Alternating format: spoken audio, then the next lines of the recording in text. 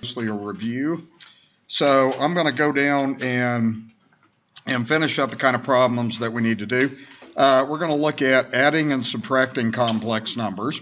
And first of all, a complex number is when you have a plus bi, we call a the real part, and then we call the bi part the imaginary part, like that. So complex numbers are always going to have that kind of structure to it, like that. Okay, last time we talked about imaginary numbers. Two things you want to know. I is square root of -1. What's I squared? You also got to know that. -1. Okay, that's kind of how the complex number system is built, is on those two definitions, what I and what I squared is. Okay, this right here is super easy. These things you can pretty much mostly do in your head if you want to. You're just adding complex numbers. Really, you can just take off the parentheses, and you can think of this as putting together like terms. So this is something usually students don't have any trouble with. If you put together the 2 and 9, you're going to have 11. And then if you put together the -4i and the +8i, then you would just write that as 4i. Okay, so just think of adding complex numbers as adding the like terms. The real part goes together, the imaginary part goes together, like that. Okay, and then this one, you can do it in your head. I don't care if you do it in your head. That's just really 7 plus -3 minus I. So -3 does not have a like term. That would be your real part. And then 7 minus I would be +6i. So that would be your imaginary part, like that. And you always want to write it in that order, as a plus bi, like that. Okay? Okay, the next one, you're subtracting complex numbers. So really all that minus is going to do is change the sign. So you would have 6 plus 6i plus 9, and then minus 9, like that. Okay, when you put this together, again, you're going to have, it looks like 6 plus 9 is going to be 15, and then 6 minus I is going to be plus 5i, like there. I'll tell you something I see students sometimes doing, is a lot of times I will see students FOIL. That's not FOIL because it's not multiplication unless the parentheses are next to each other, right? So that's just combining like terms, okay? The only other thing that could happen is you can get things that'll cancel out. So on this problem 19, you would just have 3 minus 6i plus -3 plus 6i. And if this happens, what you're supposed to do is write both parts. So that part's 0, and then the imaginary part's also 0. So you really should write it as 0 plus 0i, okay? Because you're supposed to write the a plus bi form, okay? If the directions to the problem say write in the a plus bi form, then that would be required you do that. That's about all I can think of that you would encounter on that kind of problem, okay? All right, any questions? That should be like super easy to everybody on that. And then we'll do the multiplication. Also, it's kind of background information. If you know how to FOIL and distribute, then you shouldn't have any trouble with this. So the thing that you want to remember is I squared is -1, because that'll show up when you're working these problems out, okay? So if you were to do this, let's see, what's 12 times 15? 100 and, what is that, 80? Yeah, that's what I thought, 180. So you would end up having 180 I to the second, okay? And again, since I to the second comes up, when you see I to the second show up, you replace that with a -1, so you would have -180, okay? Now again, the directions to this problem will be right in the form a plus bi. Probably when you're doing your homework online, if they say write in a plus bi, make sure that you have both things accounted for. So you would, since you don't have the I part, you would just write that as -180 plus 0i, like that, okay? Keep track of both parts when that shows up, okay? Next one is like a distributive property. So if you do that, you would have 14i, and then you would have minus 4i to the second, like that. Okay, again, anytime you see an I squared, what are you going to do? You're going to replace it with what? -1, right. Okay, so you want to do that. So you'd end up having 14i minus 4 times -1. Okay, so that would be 14i plus 4. And want to write it in this order. The order doesn't really make that much difference, but the standard way is a plus bi, like that. Okay? All right, the next one, what you do when you multiply two complex numbers like this is just think of it as FOIL.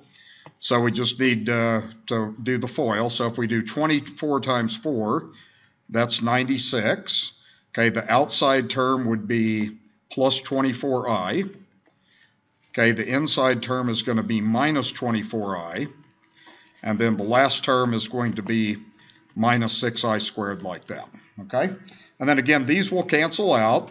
And then you'll have 96. And again, when you see the I squared pop up, you want to change that to -1. And you can do that in your head. I mean, I don't mind if you do that part in your head. So what you'd end up having is 96 plus 6, which is 102. Okay, now how do you write your answer, though? You would want to write what? 102 plus 0i. Since you have the missing I part, go ahead and put that in. Okay? All right, everybody good? Okay. Really, this kind of stuff, complex numbers are generally pretty easy to work with as long as you remember I squared is -1. Okay, this one you can do in your head, or you could write it out twice in FOIL. It doesn't make any difference to me which way you do that.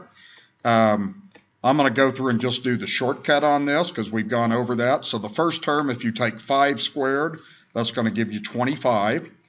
The last term, if you square 9i, that's going to give you 81 I to the second, and that'll be positive. Now, how do you get that middle term? You multiply them together and then do what to it? Double it, right? Okay, now if you don't remember that, you can always write this out twice and FOIL it. So if you multiply that, see, that would be 45i, and then you can double that. Okay, that's how you get that middle term, by doing the shortcut if you want to do that. Okay, so that would end up giving 25 plus 90i. Then you'd have 81 times -1 like that, and then you want to just write that in the standard form. So that looks like you'd have 21 minus 81 plus 90i. If you put that together, you'll have the answer of the problem then, okay? All right, so 25 minus 81, what's that, -56? Oops. So on this side, end up having -56, and then plus the 90i like that. Okay, so that's kind of multiplication. That's how you do that. Everybody clear with that? Okay. The only thing that when you're dividing complex numbers is a little bit more work, but it basically requires that you know how to do the FOIL and the multiplication. So when you're dividing complex numbers, this would be an example, like if you have 2 plus 3i over 3 plus 4i. What you want to remember on this is really I is a radical. So what you're doing is you're rationalizing a denominator, okay? So what you do is you want to multiply by the conjugate. I'm not going to finish this example out, but what you would do is you would basically multiply by the conjugate of the denominator. What is conjugate? That just means same thing, change the sign in between. So that complex conjugate would be 3 minus 4i like that. But the thing that you want to remember on that, instead of just, okay, that's how the teacher told me how to do that, is I is a radical. So when you're learning how to get rid of radicals in a denominator, you multiply by the conjugate, right? Okay, that's the idea. Okay, so you always want to multiply by the complex conjugate. So let's run through a couple of these and look at a few illustrations of this. I think I'll do like 3 examples. These are the kind of things that appear when you're working with complex numbers. Okay, now if you do this one, you don't do a conjugate on that. I mean, but you can think of that as 0 plus 5i. Really what you want to get rid of is the I. And since I squared is -1, all you really got to do on this one is multiply the top and bottom just by I, and then that'll introduce I squared, so it'll get rid of the I in the denominator. But you don't want to have any i's in the denominator. That's the idea. So you'd end up having 2i over 5i squared. Okay, so what's the denominator going to become? -5. Okay, and you can do that in your head. So you would have 2i over -5. Now again, you're supposed to write that in the a plus bi form. So what would you do? You'd have to have the 0 there, right? And then minus the 2/5 I, because the 0, the real part, is not showing up on here. So you just want to write your answer as 0 minus 2/5 I like that. Okay, that's it, right? So if all you have is just an I in the denominator, but not 2 terms like you do on the next 2 problems, if you multiply by I, that'll take care of your denominator, okay? Okay, let's see the next one. Let's work all the details on this one, okay? What are you going to do to solve this one? Multiply by the conjugate of the denominator, right? So the complex conjugate, so you want to multiply the bottom by 2 plus 9i, and you want to do exactly the same thing to the numerator. You want to multiply that by 2 plus 9i like that, okay?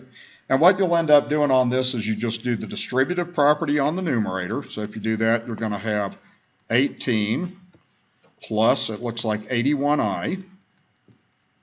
And then the denominator, you don't have to FOIL that, because what's going to happen to your inner and outer? They're going to cancel, right? So really, that's going to be negative 18i and 18i. So all you're really going to do is the first and last terms, okay? Because that's the purpose of working with the conjugate, is so that you can apply that shortcut. So now we would have 4 minus 81i to the second like that. Now we do got to simplify this. There's several things we have to do. And what you can do, you could skip this step because you can do the bottom in your head. That's just going to be 4 minus 81 times negative 1. So that's going to become 85, isn't it? So we're going to end up having just 4 plus 81 will be 85. So you should have 18 plus 81i all over 85 like that, okay? Now you do want to go one step further. Remember what you're supposed to do is write this as a plus bi. So you just split it up into two. You say 18 over 85, then you say plus 81 over 85i. So you want to write it in that form like that, so it's split up and written in the correct form. So the answer I'd be looking for is 18 over 85 plus 81 over 85i like that. Okay? Does everybody follow that okay? Okay? All right, so it's just the complex conjugates what you're working with, and then you do want to break that fraction up at the end so it's in the a plus bi form. Everybody with me there? Okay? All right, the next one has a little bit more work, but it's still basically the same idea. So I'm just going to write this down. What are you going to multiply by? Conjugate of the bottom, right? Okay, so you're going to multiply by 7 plus 4i. And then the top also needs to be multiplied by 7 plus 4i like that, okay? And then you've got to really just FOIL the top and work out the details of the top, and then do the same thing to the bottom like that, okay? So let's see, if we do that, the numerator is going to be 42 plus 24i plus 49i, and then plus 28i to the second. Like that. The denominator, you can take the shortcut, so you would get 49 minus 16i to the second like that, okay? And you'll get to where you just do this in your head. What is the denominator going to become? It's going to really just be 49 and then what? Plus 16, because that I squared is going to be negative 1. So you can skip that step if you want to, as long as you know what you're doing. That would just be 49 plus 16. And then the numerator, you have like terms. Those go together. So let's see, 24 and 49, what's that, 60, or is that 73, I think is what that is. So that's 73i, like that. And then when you put these two together, I also don't mind if you do that in your head, because what are you really going to do? You're going to do 42 and then minus 28, right? Okay, so that I squared just has the effect of changing the sign on that. So if you do 42 minus 28, you're going to end up with a 14 like that. Okay, so that's what you would have. So if there's a few things that you're comfortable doing in your head, that's fine with me. So it would be 14 plus 73i, and then the denominator looks like it's going to be 65. Okay, then what else do I want you to do? Split it up, write it in the a plus bi form. So you want to get in the habit of doing that. So that's 14 over 65, and then 73 over 65i like that would be the answer I'm looking for. Okay? Everybody okay? Okay? So that's basically how you add, subtract, multiply, and divide complex numbers. That should be something that's pretty straightforward to learn how to do. The only other thing that we look at in this section is the quadratic formula that we've already learned, but we're just looking at a couple of examples where you can have complex number solutions. So from your background, you've probably done that if you've studied the quadratic formula before. Okay, so let's go through these two things and just do a couple of examples on this then. So with the quadratic formula, this is already in standard form. So you would have your a plus b plus c like that. Let's put that in and I'll show you what happens. Okay.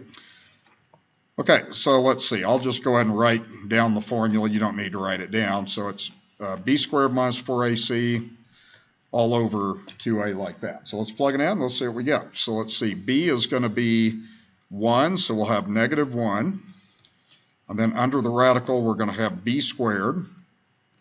And then 4 times a, which is 1, times c, which is 2. And that will be all over 2 times 1 like that. Okay?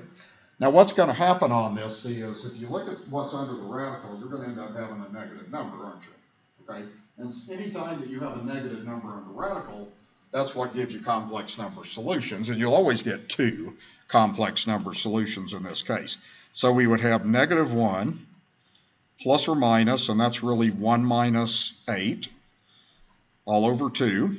Okay, so that would end up being negative 1 plus or minus the square root of negative 7 over 2 like that. And when you have a complex number, you only got to do these things. Okay, first of all, you want to write that as I radical 7, like we learned how to do. And if that's simplified, you'd want to simplify that. Like if that was the square root of 8 or something like that, you would want to do that. Okay? So all you should have to do is just kind of in your mind pull that negative out and then write your answer as negative 1 plus or minus I root 7 over 2. Okay, and then that's the idea. Okay? All right, so I'm going to go ahead and let's set this one up, and I'll give you a couple of minutes to see if you can finish this last problem up. What's the first thing you need to do on that problem? Get one side equal to 0, okay? So go ahead and do that, and then I'll let you try to finish that problem up, okay? And I don't know if you have to simplify on this or not, but just take a few minutes and see if you can get that one done then.